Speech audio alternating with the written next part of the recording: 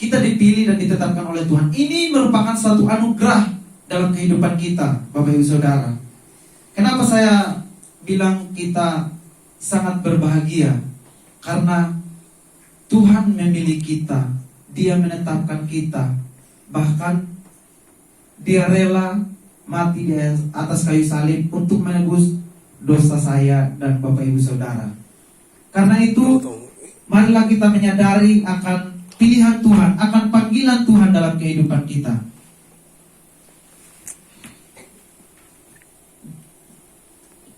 Jikalau kita melihat kembali kepada tokoh-tokoh Alkitab yang sudah lalu, bagaimana Raja Daud pada waktu itu dipilih oleh Tuhan. Kita tahu perjalanannya Raja Daud itu tidak mudah. Bahkan Raja Daud dianggap tidak bisa apa-apa. Itu menurut pandangan manusia. Tetapi karena Tuhan sudah memilih Raja Daud, Tuhan sudah memilih dan menetapkan Raja Daud, bagaimanapun persoalannya akan sanggup ia lewati, karena Tuhan yang memilih dan menetapkan Raja Daud. Amin. Nah, Bapak Ibu Saudara, begitupun dengan kehidupan kita pada hari-hari ini. Meskipun banyak tantangan dan rintangan yang kita alami, kita seringkali berpikir kita sudah jauh dari Tuhan.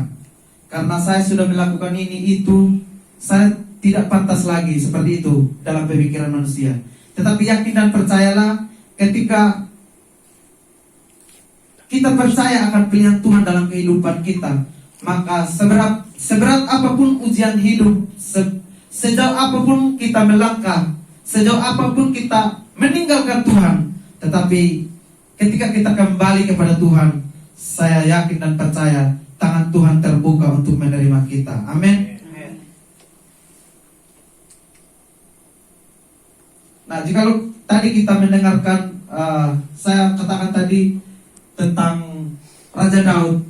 Raja Daud itu dianggap tidak ada apa-apanya, Bapak Ibu, untuk melawan seorang Goliat. Seorang Goliat itu sangat besar dan sangat berpengalaman dalam medan perang, sehingga mereka meremehkan orang yang dipilih oleh Tuhan. Nah, Bapak Ibu Saudara dikasihi oleh Tuhan, seringkali orang-orang dunia menganggap kita tidak ada apa-apanya. Tetapi yakin dan percaya, ketika kita mengandalkan Tuhan dalam setiap kehidupan kita, maka kita akan mampu melewati setiap tantangan, melewati setiap proses dalam kehidupan kita. Kalau kita melihat dari kisah Ayub, bagaimana seorang Ayub itu dicobai begitu dahsyat. Ayub ini adalah orang yang sangat kaya. Orang yang sangat kaya, bagaimana dia hidup bermegah di atas kekayaannya, tetapi dia diizinkan Tuhan untuk dicobai oleh iblis. Iblis mengambil segala kepunyaannya, mengambil segala hartanya, anak-anaknya. Tetapi bagaimana pada waktu Ayub ini dicobai, Bapak Ibu, dia tetap bersyukur dan terus bersandar kepada Tuhan. Dari kisah ini, mari kita mengambil satu pelajaran penting, yaitu tetap percaya dalam segala keadaan. Tetap percaya dalam segala apapun yang menurut kita, Tuhan, seolah-olah penderitaan ini sangat berat bagi saya. Ujian ini seolah-olah tidak ada jalan keluar. Seperti itu, Bapak Ibu Saudara. Saya tetap yakin dan percaya, ketika kita hanya bersandar dan berseru kepada Tuhan, maka Tuhan yang akan turun tangan untuk menolong dan membangkitkan kita. Kalau saya bersaksi sedikit, Bapak Ibu, dari hari Senin, Selasa, saudara saya Ad mengalami kedukaan di Sabu. Terus yang malamnya kami antar dia ke bandara, saya sama Yunus. Pas pulangnya kami pulang dengan motor dari Meruya, kami kena hujan. Mulai paginya saya udah batuk, pilek, air mata mengalir, ingus juga mengalir. Saya chat Tante Amel, Tante, saya lagi batuk pilek, boleh gak saya itu tukar aja jadwalnya? Tante jawab, tidak bisa, karena saya sudah buat jadwal seperti itu. Dalam hati saya, Tuhan, apa bisa saya berdiri dengan air mata, dengan pilek seperti itu? Saya berdoa, Tuhan, kalau memang saya harus berdiri menyampaikan kebenaran firman Tuhan, Tuhan tolong saya biar pilek ini hilang, batuk juga ini hilang. Dari batuk itu sangat mengganggu Bapak Ibu Saudara. Jadi saya berdoa kepada Tuhan supaya Tuhan tolong saya angkat segala batuk ini karena sangat mengganggu. Puji Tuhan, pagi ini juga saya masih batuk. Tuhan, saya berserah penuh kepada Tuhan karena Tuhan yang akan menolong saya. Seperti itu. Saya juga mau buat khotbah ini karena akhir-akhir ini saya sering khawatir dalam kehidupan saya. Saya khawatir tentang skripsi karena tanggal 20 ini kami mau ujian.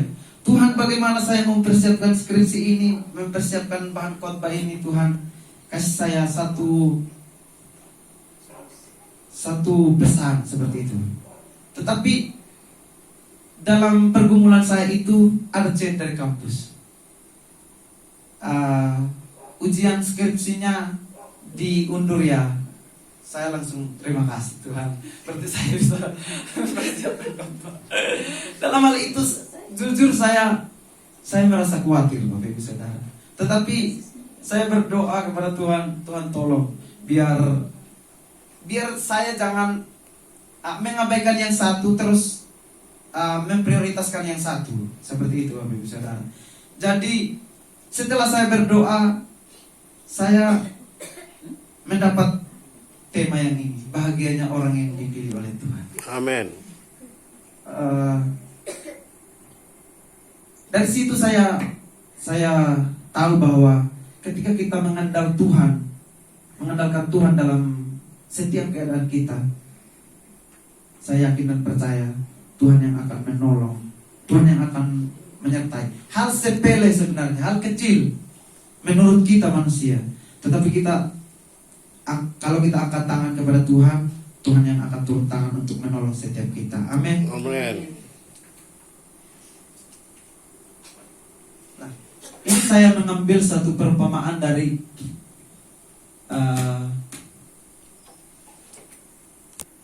anak yang hilang itu. Bagaimana anak yang hilang itu pergi meninggalkan ayahnya, pergi meninggalkan kakaknya.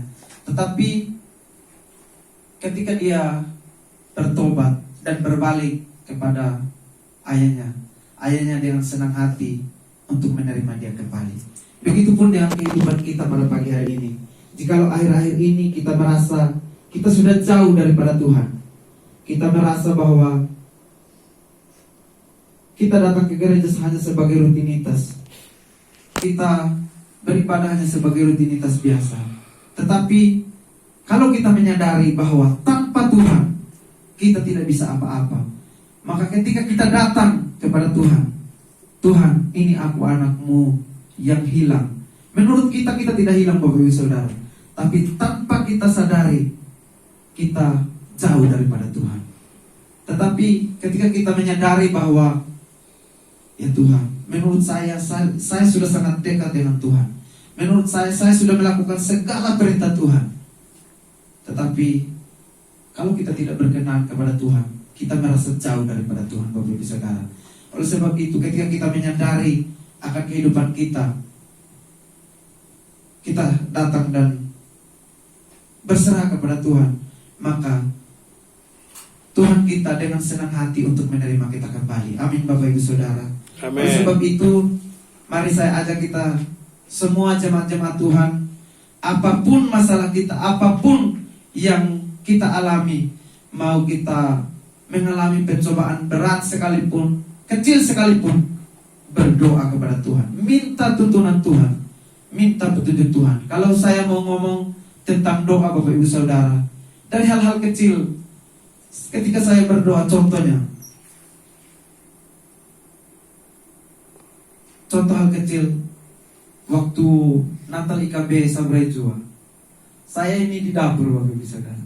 Saya di dapur dari pagi sampai malamnya. Pokoknya saya melayani di dapur sama teman-teman yang lain. Ada Yunus juga. Setelah kami persiapkan segala sesuatu, pas malamnya kami lihat, ya lumayan banyak juga orang yang datang ya. Kami persiapannya cuma 2 termos nasi sama dagingnya 2 baskom. Dalam hati kami, Tuhan jangan sampai ini kurang. Itu teman-teman semua udah mau persiapan, mau masak ulang, mau gimana lah caranya supaya semua bisa kebagian. Saya bilang, mari kita berdoa. Berdoa begini, mereka bilang, udah berdoa aja. Pas habis setelah konsumsi itu nasi masih sisa 1 termos. Nasi masih sisa, dagingnya juga masih sisa. Sampai udah nggak tahu lagi itu daging mau bagi-bagi aja, siapa yang mau ambil mie-nya juga. Saya hanya bisa sapu dada, terima kasih Tuhan ya, Kau telah mendengar doaku. Padahal hal sepele Bapak Ibu Saudara, menurut kita hal sepele. Tetapi kalau kita datang kepada Tuhan, saya yakin dan percaya Tuhan yang akan menolong, Tuhan yang akan membantu kita. Oleh sebab itu Bapak Ibu Saudara, apapun persoalan yang kita alami, berdoa. Jalan satu-satunya berdoa. Kita manusia yang sangat terbatas. Kita mau mengandalkan manusia, terbatas. Kita mau mengandalkan orang tua kita, terbatas. Tetapi kalau kita mengandalkan Tuhan, apapun yang kita alami, apalagi kita anak-anak rantau, kita sering mengalami yang namanya, apalagi jujur saja mengenai hal keuangan.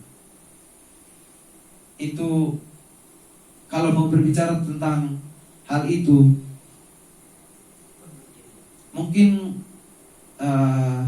kalau saya pribadi, saya sama Yunus, jujur aja, dari kampus kami udah suruh persiapkan 4,5 juta, 4,500,000. Dalam hal itu Tuhan, bagaimana lain nanti persiapannya? Orang tua udah hidup begitu. Tapi saya sama Yunus bersyukur aja. Karena ketua kampus kami bilangnya seperti ini. Bicara aja.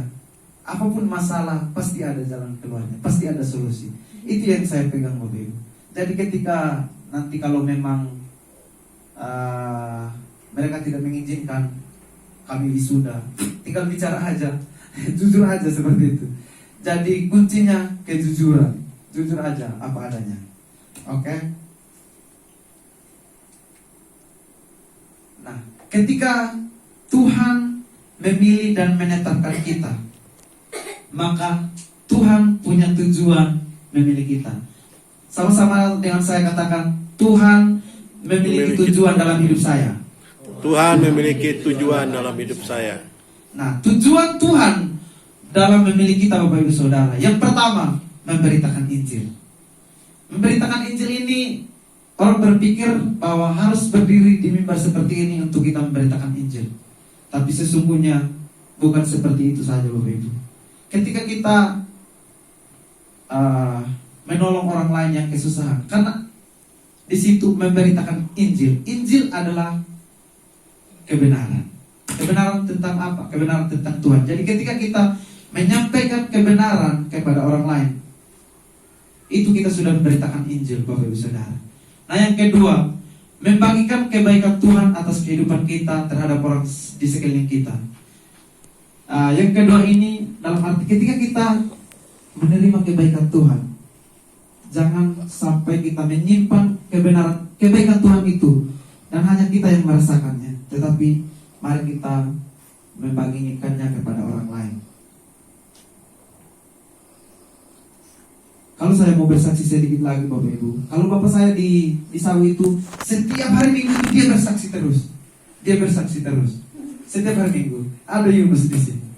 Sampai di rumah saya sama kakak saya bilang, Bapak kenapa setiap hari Minggu Bapak harus bersaksi terus? Saya bilang seperti itu. Saya mau menyaksikan kasih Tuhan dalam kehidupan saya, karena kasihnya selalu baru setiap hari. Dari situ Amin. saya mau mulai mengerti, Tuhan kenapa Bapak selalu bersaksi gitu, seperti itu. Ada hal sekecil apapun dia harus bersaksi. Karena Bapak saya ini buta, Bapak Ibu Saudara. Dia tidak bisa melihat apa-apa. Tetapi ketika dia jalan, bagaimana penyertaan Tuhan, dia bisa pergi sendiri ke gereja. Dari situlah dia menyadari bahwa Tuhan itu luar biasa. Tuhan itu selalu menyertai dia. Sehingga dalam kehidupannya gitu, dalam kesehariannya, dia selalu mau membagikan kebaikan Tuhan dalam kehidupan. Oleh sebab itu, mari Bapak Ibu Saudara,